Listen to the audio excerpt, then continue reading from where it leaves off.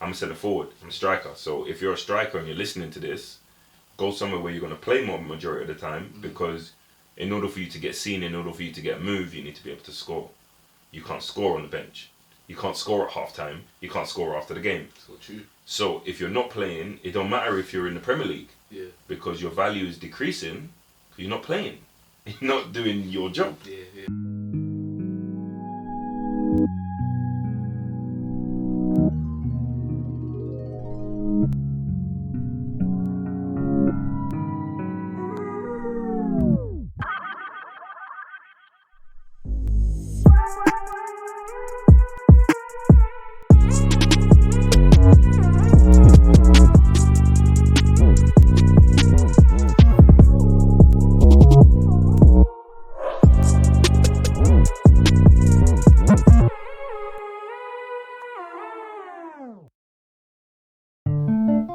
Alright, so not only was today's guest a massive surprise, it also meant that I needed to think of a breakfast filling enough and tasty enough to not just fill his rather larger than life personality, but also his humongous body as well. Hopefully today's breakfast does just that. Okay, so we haven't got much time, so let's make this quick. Crack open your desired amount of eggs into a bowl and whisk them well. Eggs are high in quality protein, so perfect for building, strengthening and repairing muscles and tissues. We've got a few other egg recipes coming up, so I don't want to give away all our egg secrets, but I will definitely tell you this, as well as being great for someone who does regular training.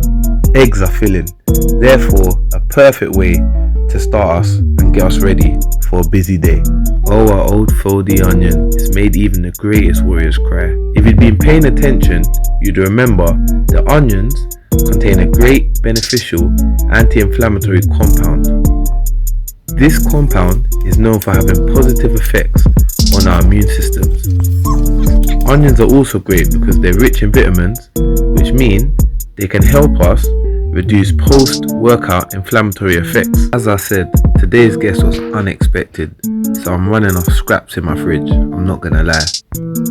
But I found the red pepper to go in our omelette. Red peppers have been said to contain a large amount of vitamin C. This is great for helping contribute to the restoration and rejuvenation of tissues within our body. Alright, slap everything together and put it on a pan. Ah mate, not you lot as well. Shamir literally got onto me, he said I used way too much butter. That is my bad. In my defense, it was only 2% fat. Fun thing about omelettes is that you can be as creative as you want with them. Today, I added some ham, simply as they're rich in protein, and also I didn't have much left in my fridge. Even though I wouldn't recommend a really large cheese intake when you're training, I added a little bit of cheese today, mainly for extra flavour. Although, if you do find that your regular intake of calcium is quite low, a little bit of cheese can be good for you. Calcium can contribute to healthier bones, teeth, and a higher intake of vitamin B. Okay, so let's plate up, sit down and boss up over a nice, nutritious omelette breakfast.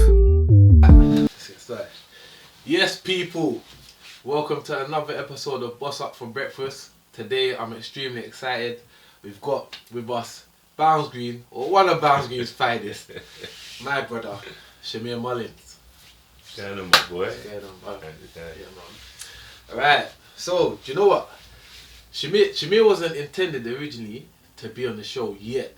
And that's because he's not currently based in the UK. He's currently based in America, which we'll speak about in a bit. But yeah, as soon as he said he landed, I was like, nah, Shamir, you have to calm down, you know. So I'm very happy to have him. What I'll say is, just for everyone, first question of the day, basically, who are you and what do you currently do? Okay, Shamir, as you just said, thanks for having me on here. Originally from Bounds Green, grew up here like everybody else, and currently I am a director of soccer in New York, I'm doing coaching 1-to-1, and I'm also teaching in schools for kids aged from 3 years old up to 16. Good stuff, man. Really, really good. So, obviously you spoke a bit about America, and you're currently a director of a club. I really want to get into that, but I feel like we have to go back Step by step. before we can go forward. So, just for the audience, obviously you was a professional footballer. Tell us a bit about that journey and kind of how did you become a pro? Like what was that journey, just in terms of when you first became a pro? What happened and how did you get into that step? Do you know what? To be real, there was a lot of gas men back in the time, back in the days, bro. There's a lot of guys are like, yeah, I'll take you here, I'll take you there, blah, blah, blah. No one ever really fulfilled their promise of saying they're going to take you here. So we used to go to New River and play ball all the time. And we used to go there and blah, blah. And one day, my mum's friend was like, oh, I want to watch him, I want to see him.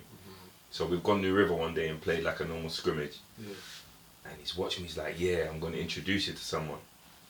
He took me to Classford. Yeah, big class. Big up Classford, by the way. Big up Classford. Took me to Classford, and Classford said, yeah. He looked at me, yeah. You know, Classford got a deep voice. Yeah. Is he the real deal? I said, yeah. Alright, cool, I got something for him. Give me a couple of weeks. In those 3 weeks or something like that, the boot camp training that I'd done was mad. Yeah. Broadwater Farm, we used to get there at, let's say, 7 a.m. and do 5K every morning around, up the hill, and you had to do it in a certain time. I was doing ball work, and then all of the man them started coming. Yeah. All of the man them started coming, and then, like, after a while, I started to get fitter. Basically, Neville was just getting me fitter. Yeah. Shout out Neville Watson. Yeah, shout out Neville as well. Yeah. Done the fitness work, and then boom, said you're going Southend. So me, like a joke, man, I ain't ever been in none of these programs. Then joke, man, I'm looking up Southend United. Yeah. I'm looking at all the first team players. Don't know why I'm comparing myself to first team players. I'm gonna play against I'm like, what? Boom. Check it. I go down there and I'm like, yo, I'm nowhere near the first team. But I'm a scholar. Okay. But I didn't remember from you don't know nothing about that. Nothing. Gone over there and I'm seeing absolute tech man at the age of 15, 16. I'm like, I'm not as good as them. But you know what? None of them was quick as me. And none of them were strong as me. And none of them had the drive that I had, because they all have it at their disposal. But for me, I had to work. The hunger was there. I went there with a football. Yeah. I went to a professional football you club had your own? with my own football, and up to this day, they all still laugh at me and say, why the fuck did you... Sorry. Why the hell did you bring a football to a professional club like we're running out of footballs? Yeah. And then from then on... Do you know what it is though? I was at talk, brother. I'm on the train doing my little touches. Just in case. Just in case, bro. Let me get my little touches in. I'm on the train right now. Boom. I'm dribbling down the street on my own to get to the practice. You travel there by yourself? On the train, bro. Hey. Ends to so I say that Bounds Green to Stratford. Get to Stratford. Stratford to I know that route, to Southend. And then after a week's training, they're like, you're raw, you're very raw, but we want to sign you. Okay. Cool, got a 2-year scholar. My first game was it was a Cards for All Trophy. It's called Cards for All Trophy tournament, pre-season tournament. Okay, yeah. First game, we played Brentford, I think we won. So we're into the final the next day. We got Norwich. Straight away. How was you feeling at that time? Nervous, but I'm coming from end. So guess what this arsehole... Guess what I done, bro? Sorry, so I'm so sorry. I get the train to Stratford. Yeah. I missed the train. You know when you're running up the stairs and you hear... Stressing out. Game's coming. I'm like, the manager said, no one be late.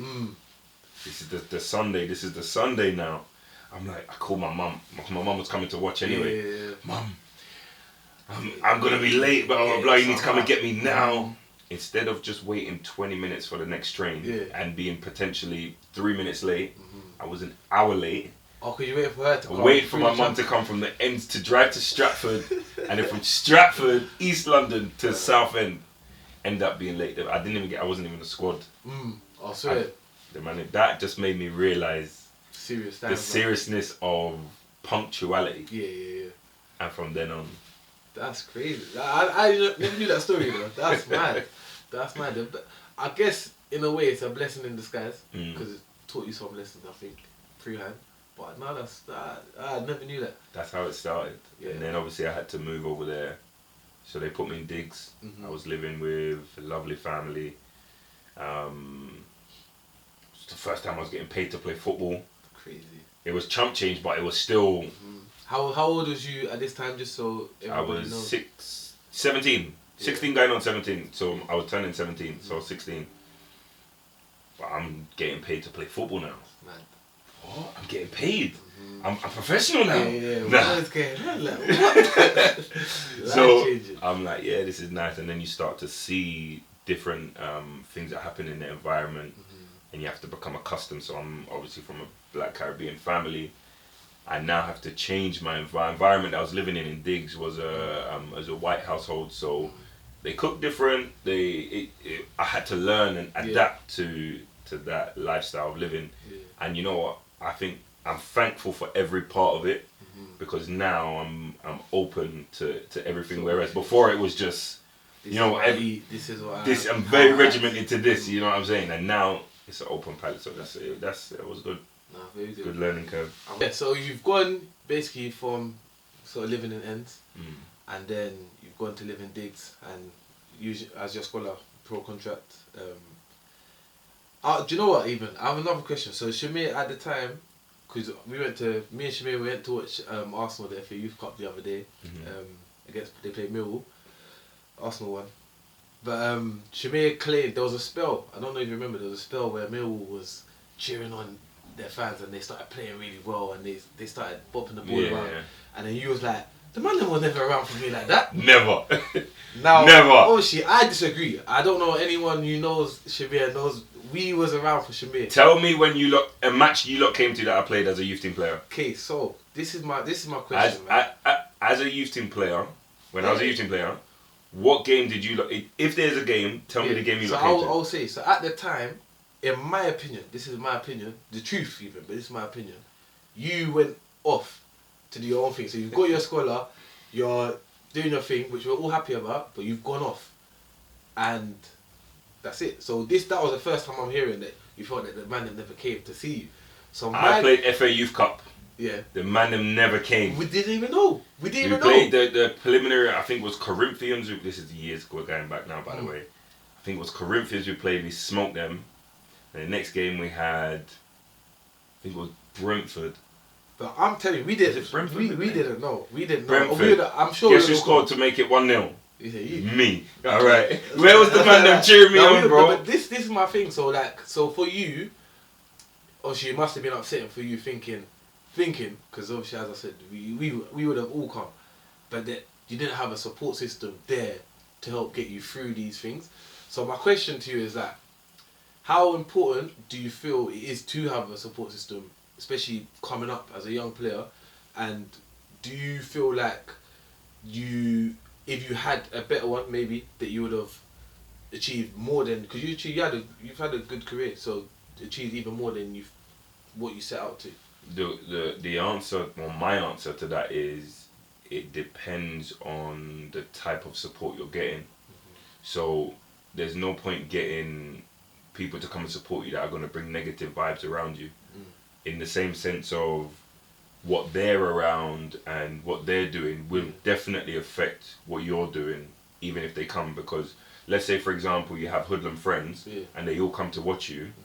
If they don't like the way somebody tackles you, they're all going to be going mad in the crowd, and then that puts a bad light on you. Oh my gosh, he's a thug. There's his thug friends. They're all calling his name. We don't want that. We don't want that. Do you know what I'm saying? But having the support, it's the best feeling you can ever have. Knowing that you're doing what you love and there's people that are supporting you and screaming and cheering for what you're doing. There's no better feeling to it, bro. Nothing beats that. Yeah.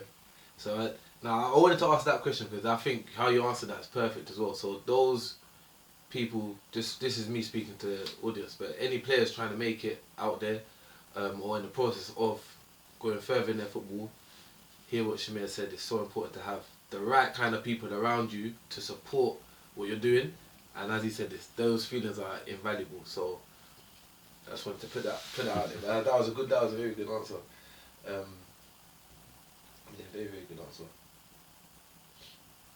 I'm going through questions today because, as I said, this is the last minute. Normally I have the questions at the top of my head, but I want the questions to be perfect for Shamir because, as I said, it's a rare occasion that this guy is in England. I'm never here. In England! Oh my goodness. This is mad. The Millwall situation and the crowd and the fans. So you played for quite a bit of teams, and you played for some good. You played for Forest Green, Southend, as you said, Bromley. I can't think top of my head anymore. Yeah, there's so many more. But what was the best crowd you've ever played in front of? I'm interested to know. Ooh. I'd say the playoff final at Wembley. Yeah. Yeah, there's about, I would say about 30,000. Don't get me wrong, majority of them are Tranmere fans.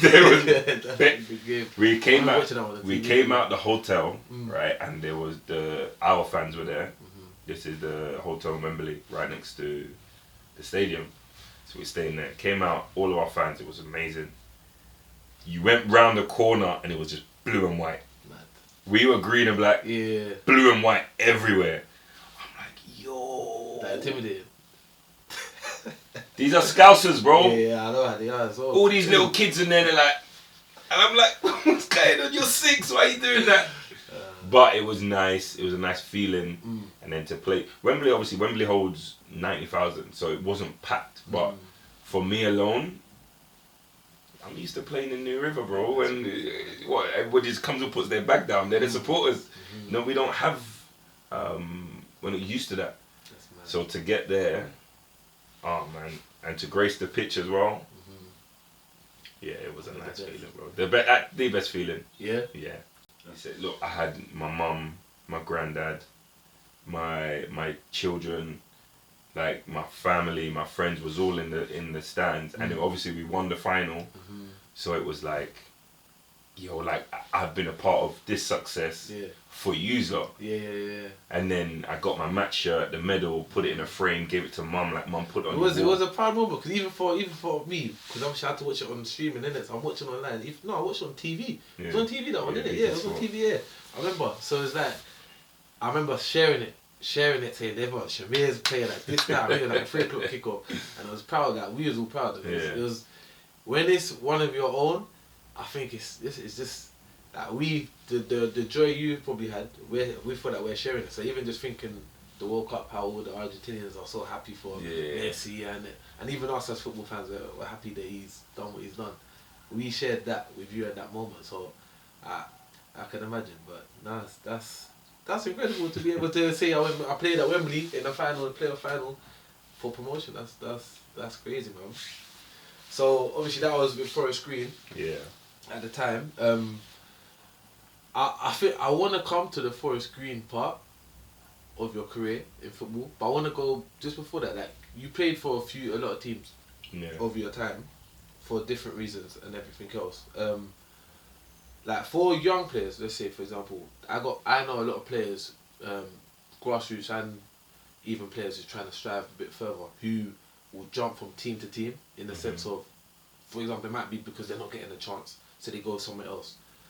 And I always call them pirate players. When I see them out, that's that pirate player. You jump from ship to ship kind of thing. What's your thoughts on not just young players? It could be any kind of player, but what's your thoughts on a player going to loads of different teams? Do you feel like it's good for their development, or do you feel like it can hinder their career? There's out of 100, there's 10% of that may be good because you're getting yourself used to being in different environments. Again, it depends on the reason you're leaving club, but mainly it's bad. It's very, very bad because you are then, excuse my French, seen as the whore, a footballing whore. So if you're going from club to club to club to club to club, you're not One, managers, coaches, board members, chairmen are going to say, well, why was you at X, Y, and Z in the last year? Why should I accept you here?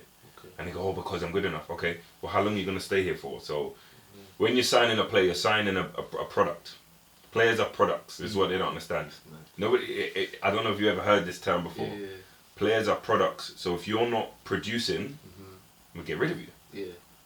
It's mad that. Just even that. I remember, I'll let you finish, but I can't remember who said it to me, but there was someone was at a club, a pro club, but there was like the first thing they said when they signed is, you're our product and we're here to either sell you or, we're here to either sell you eventually or you're going to do something for us. Yeah. And it's literally that element. So it's just mad that he said that players are products. And as a player, you felt that.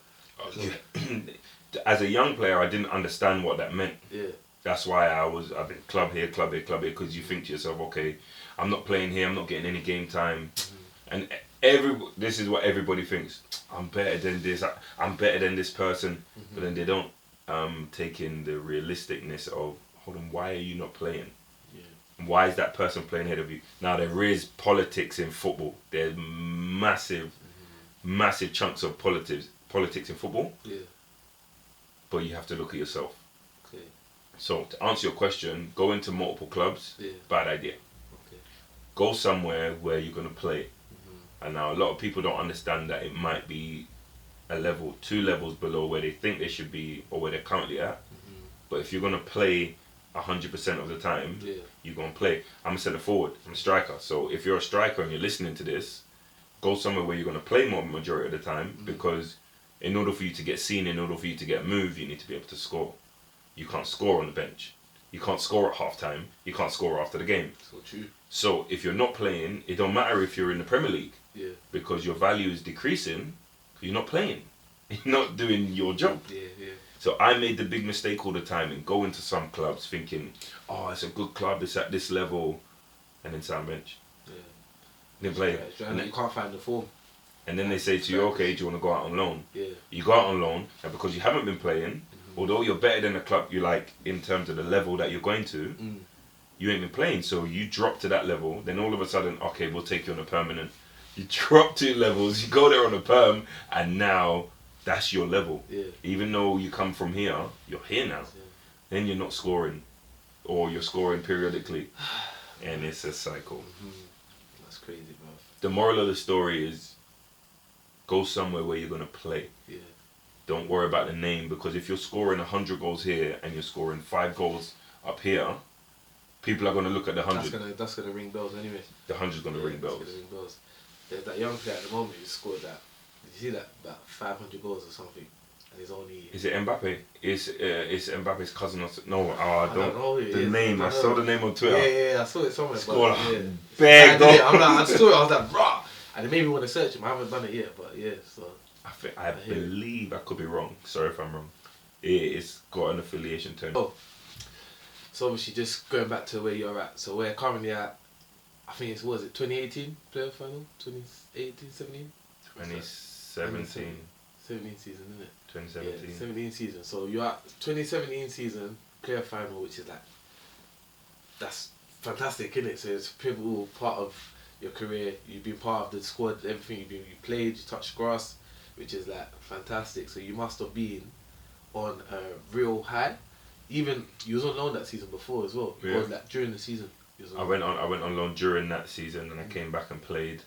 That's crazy. So even all that, so the emotion must have been like, you see, that is fantastic.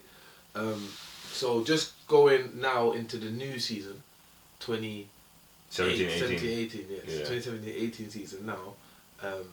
Obviously you know best because it's happened to you. So you've gone, did you start off again Forest Green, or did you? Yeah, I was at Forest Green still. Forest Green still. So what? Just run me through what happened that season. Where did you go on loan again? Pre-season, batted it up. Scored. I think I scored 4 or 5 goals in pre-season. Yeah. Doing my thing, blah blah blah. Start off the beginning of a League 2, and now League 2, I'm like, yo, this is mad. Yeah. Playing. First game was Barnet, drew 2-2. Second game was Carabao Cup. We do it, so it's going long. Yeah, It's a long time ago now, so I'm trying to remember. Yeah.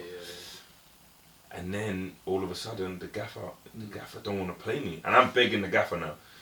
I'm saying, yo, give me my chance. Like, I want to play. I'm showing you in training, but give me a chance. Gaffer said, no, sticking with Doiji. Now, Christian Doiji, fantastic human, fantastic striker, goal scorer. He's now playing Mudrell. Yeah. It's crazy, isn't it? Bad word, isn't it? Bad. So, proven goal scorer all over, blah, blah, but I'm like, I just want a chance. I'm not saying take him out, I'm saying play me with him, sort of thing. And at that point, I was the fittest I've ever been, the sharpest, the quickest, the strongest, the most technical, because you're doing it all every day. And he was just like, nah. So it was bench, not in the squad, bench, not in the squad, blah, blah, blah. And I'm like, all right, let me go on loan. He said, no.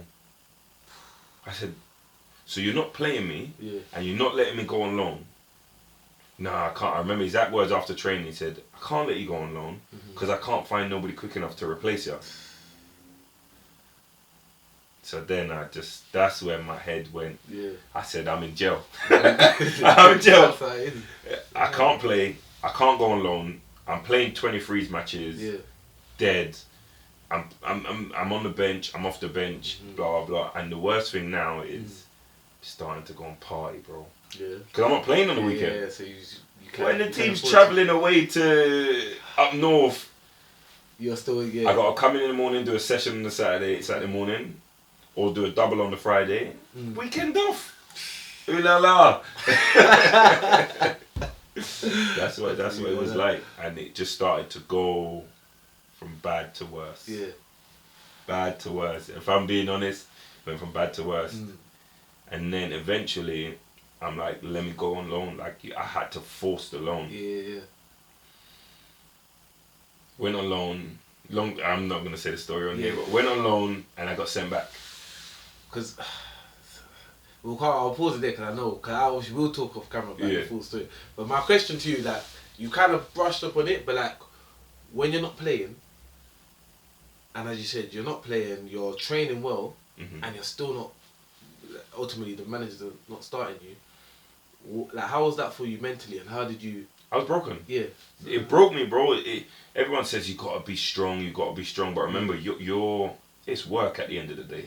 So you're going to work just like everybody else, and you're not given the opportunity to do what it is you're being paid to do. And you're giving your all. Money means nothing. We're getting paid well, right? Money don't mean anything when all you want to do is play on the game on a Saturday. I hear it, man. Do you get what I'm saying? So that just broke me down. I can't lie, I went into small depression, drinking. It got to a point where the club said, yeah, we'll pay you, but don't come in. Really? Damn, man. So now I'm just at home every day. The guy I was living with, he's going training, coming back, going to games. I'm watching the games, blah blah. And I'm just there. It just drove me into a dark place. No, I hear it, man. And I feel like I wanted to touch upon it because I know, like, it's kind of something that's not spoken about a lot because it's like, you don't, obviously you're big champs, so like, you know what I'm saying? You don't really wanna be often not seen in that light that I was broken and I was going through these things. But football, as we know, can do that to us, especially as you said, it's something you're passionate about, something you really want, and the doors kind of being closed in your face. So just because obviously I know your journey and where you're at now and how you've overcome so much, what kind of helped you get through that, and what was next in that? So how did you ultimately get out of that, the darkest part of that situation? My kids, bro. I had to come back to ends because in the same time I was going on holidays, I was doing all of this, it wasn't doing any good for me. Then I realised I'm still away from all my kids because I was living up in Gloucestershire.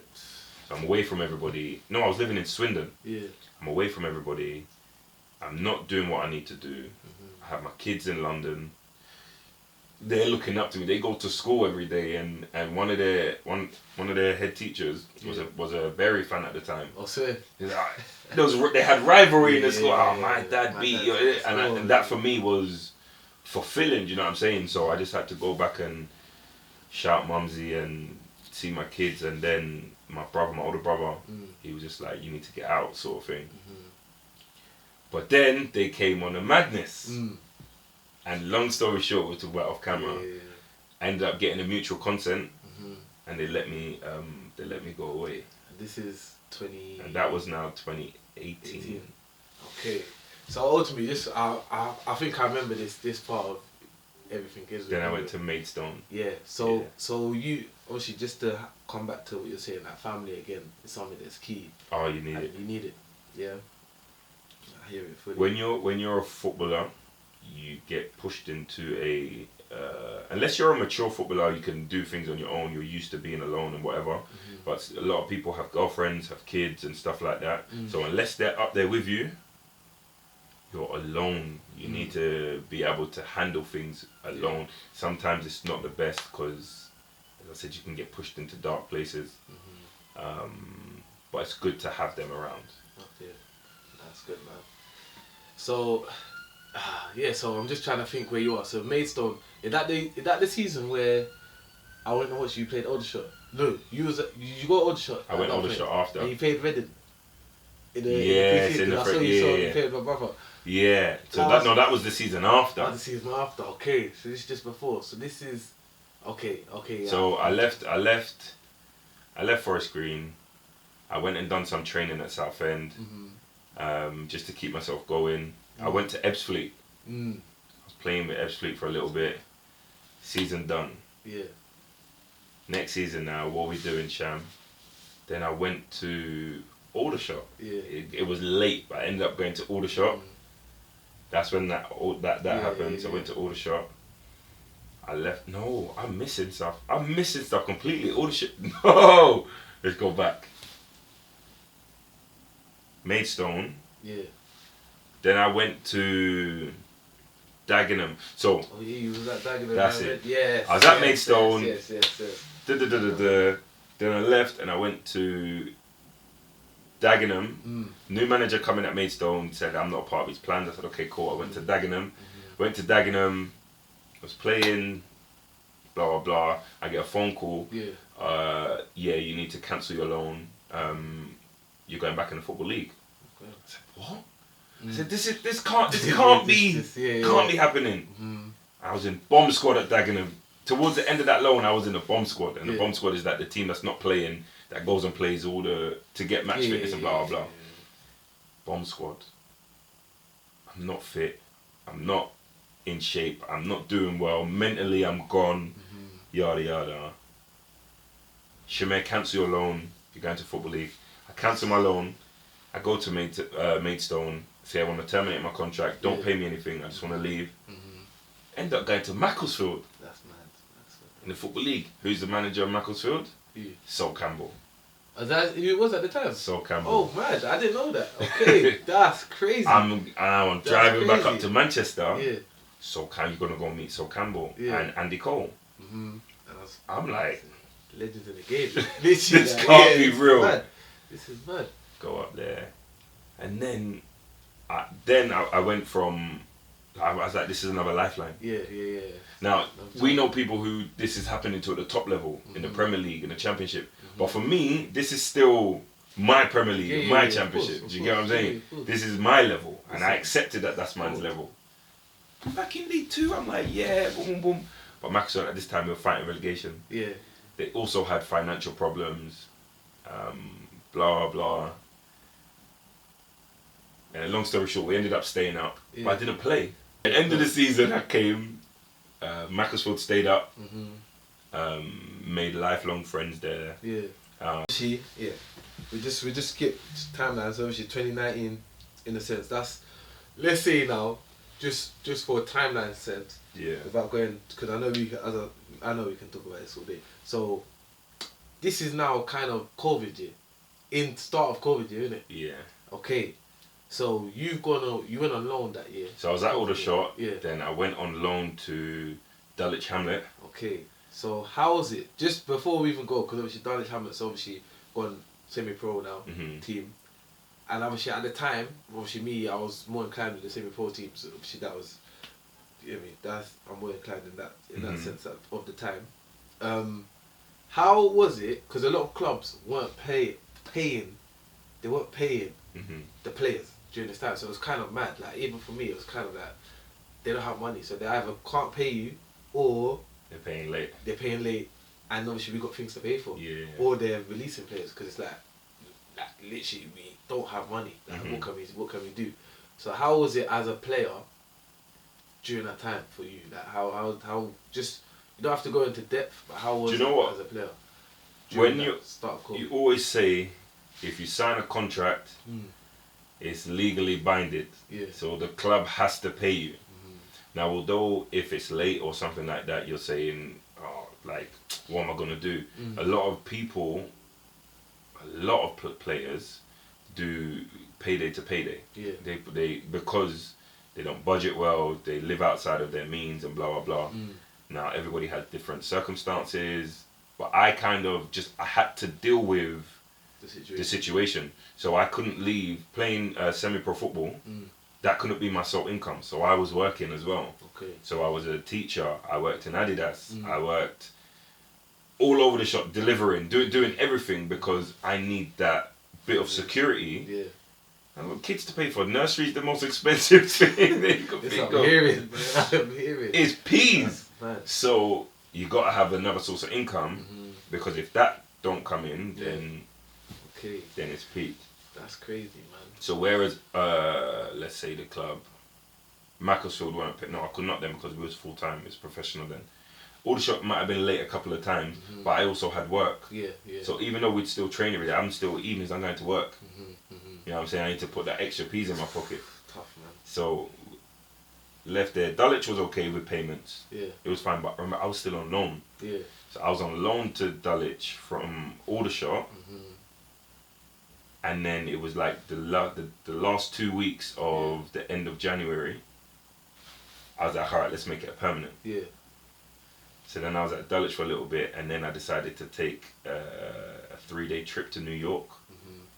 Ended up getting stuck for 5 months because the coronavirus.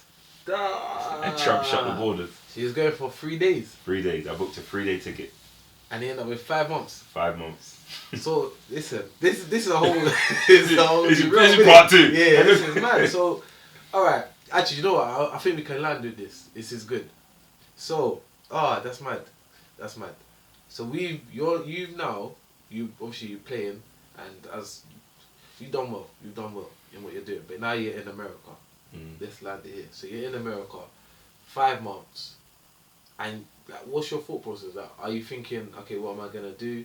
Are you thinking I need to just get a job? What are you kind of thinking? So I can't do nothing because it's COVID. Okay. Everything is closed. So it's not like I got to experience New York for 5 months and it was ooh la la every day. Nah, stuck in the house. Crazy. Stuck in the house for 5 months. Yeah. Can't do anything. Everything mask up over there. Blah blah blah. But for me, it's still a surreal situation because that was my first time being in New York. Yeah. So that was time. But then when I had to leave, when they opened the border, I had to leave straight away. Then I came back I went to Europe. Yeah. I went to Serbia. And I went to Hungary and I played football out there for a couple of months. Really? Yeah. I didn't know that. I did not know that. I played football out there for a couple of months. Then I came back to England. What's the football like out there? How was that? Was it really different? See, Europeans, yeah, they're very, very solid. Okay. And I hear fit. that a lot. It's like when you watch Croatia play and stuff like that, you see they're technical and they're fit and they're toned and they're strong. Do you know what I'm saying? It's a different kind of conditioning. Yes. You don't know why. It's just like why did they want it more. You know. So over there, it was nice, but I can't lie. When I went to Hungary, they were doing the Nazi signs, and I was the only black person, and it was a bit crazy, but it's what it is. Then I came back here. I went and played in the conference again for Weymouth. Okay. So I was playing for Weymouth for a bit. It was a bit mad. I caught COVID twice. Blah, blah, blah, mash up. And then found out I was having my 4th daughter. Mm-hmm. Oh Congrats. my gosh, thank you. Oh my She's gosh. tall. I have to get that on camera. She's tall. But yeah, So good. then I'm like, I gotta grind. Now I really gotta grind because I need to be there for my daughter. Mm-hmm. I went and worked in a COVID centre, Mm. just grafting it off. The hours are mad. Yeah. I left Weymouth because I said, what's the point? And then it went tits up anyway. Yeah. I said, I need to make money quick. So I was doing bits and bobs. That little grind there for a couple of weeks. Yeah. And then that was into the beginning of 2021. Mm-hmm. Yeah. January 29, and I was gone. So, all right. So I wanna kind of land in the American part because I wanna kind of quickly just ask you about what you're doing now because I think it's really impressive and I feel like I can see the full circle of all the experiences you've had, all the knowledge you've gained, all the networking you've made and everything and how it's come full circle and now you've gone from doing incredible things to now even more incredible things overseas. So how did you land in the role that you're doing now? Let's go there. How did you? So I went over there to try and play football as well as being there for my child. Mm-hmm. I went to try and play ball over there as well. Yeah. It didn't work. Mm-hmm. Long story short, it was a visa situation in a different country and all of this, blah, blah, blah. Yeah. And then through networking, I met an old Jamaican man. He was like, oh, I know somebody over there. Go over. Bang, met the people that I'm with now, Lansdowne. So went to train with them and I realised everybody here is an ex-pro. Everybody's played in Spain, in Brazil, in this and him, all played before. Yeah. And they can kick ball. Went on and won 8 out of 8 trophies across the whole of America. Big up. Became national champions. Big up. And Winning scored about it's 30 goals. It's mad. And then, so the director at the time, he decided he was going to leave because he went on to do his own thing. And then I ended up getting offered the role. And then I took it. And from then on, I just kind of continued to network and make the path mine and grow the business. Okay, big up. I'll let you answer the phone quick. And he's going to say, where are you? I'm leaving, blah. So, just to go with that, because obviously, like, if I was to say somebody from overseas came to England, I often hear, because I've seen it happen, I would say, they would say it's quite hard for them to find opportunities just because, in a sense, they're not from The area. Would you say that there's more opportunities for coaches, for players overseas? 100%. Yeah? 100 What, million what, percent. what in particular makes you say that? I think in England we're restricted to only having what's in front of you.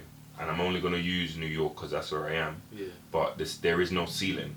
Okay. So if you show that you can do what you can do, you network with the right people, you put yourself out there, you put the work in, the floor is yours basically. Yeah. In England, there's a ceiling because if you're not, Yeah. if you haven't been in Manchester City from you was this age underneath Pep Guardiola, then how the hell can you go and be a manager or a director for a soccer club? Do you get what I'm saying? I understand. So I guess England, because again the sport is number one here, you kind of limited to what you can do higher up in the game. Okay. But I think outside of the UK, the opportunities are endless if you're willing to put the work in. It don't just come like that. You do have to still put the work in. Yeah. I think that's important people know because they might hear, Shamir Mullings, director of a football club, it came easy, but clearly you put in the work. And It didn't come easy. Yeah. And even there's so much you've probably done in America already, in New York, to even get to that stage, which we haven't spoken about today so far. But like all your experience, as I said, as well, and that's a whole life in itself has helped you come to this point. So it's big, man. How was it being a director then? What's the feeling like being a director of a club? Being a director in general, it's a new It's a new role. It's tough. but it's, well, once you see everything in place, knowing, okay, I put together 700 schedules for the fall. I reached out to 25 of my teams that I have, made sure they all have uniform, made sure they're all scheduled, made sure they all have this and that. Then I have to reach out to all the referees. Then I have to reach out to all the oppositions that they're playing. Then I have to do the same thing in the spring. Then I have to put the winter camp on, summer camps, goalkeeper, striker camps, clinics, this and that, going into schools. All of this within the same thing in one brain. And I'm just like, oh my days. And then when you see it happening, you're like, there's the feeling, you know, that satisfaction. when I have a kid that leaves from me and goes to New York City FC, which is one of the best clubs in New. There's two clubs in New York, NYCFC and New York Red Bulls. They both play in the MLS. Yeah. When I see kids from mine go there, I'm like, oh, he's a product of me. There we go. I'm sending the kid up there. He's come from my training. He's going to remember some things that I've told him, and then apply when he gets there. Yeah. So. No, big up, man. It's good, man. Yeah, positive stuff. Positive stuff. So, any chance of a return to England, or you set now? Don't know, bro. Can't put Yeah, that on there. Too much of the audience are gonna be. That's that. To be fair, we'll talk. There's some. I say, you know what? We're gonna do a part 2. Yeah. We'll do a part 2. I won't say no more because there's some. We'll talk off camera. There's something that I got for you. You know what I mean? Yeah, I think we'll definitely do a part 2 because I want people to be able to sit on the gems you said in this time, because there's quite a few that you said throughout our breakfast. Obviously, you finished it. I haven't got it's cold now. But yeah, I think you said quite a few gems, and I think players, professional, wanting to be professional, grassroots players and coaches can really learn a lot from you, from what you're doing. Keep it up. Obviously, keep it up. It's positive stuff. I know sometimes it might seem like no one's seeing what you're doing, but we see you. I see you. Appreciate so it, man. Keep it going, bro. Yeah, so obviously this is Boss Up for breakfast, and obviously we've got busy schedules ahead, busy people. So last question is a quick fire question we ask every episode, and that is breakfast, lunch or dinner? Breakfast is the most important. Yeah? So you heard it here first. Breakfast the most important meal of the day. And why is that? Why do you say that? It fuels you for the day, gives you the energy you need to get on with your day. Yeah. There we go. And on that note, we'll leave it with our saying, which is breakfast doesn't always leave you with the most positive end to the day, but it certainly does help. See you later. Nice one. There you go, man.